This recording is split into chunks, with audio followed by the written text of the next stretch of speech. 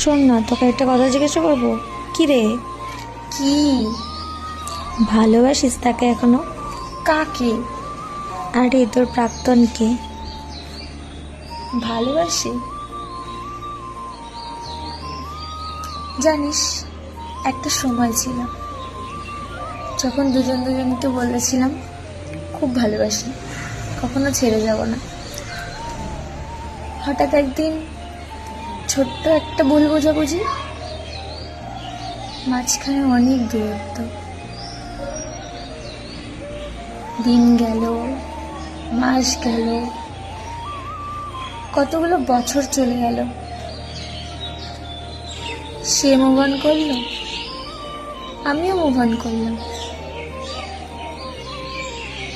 এখন ভালোবাসি বলাটা অপরাধ।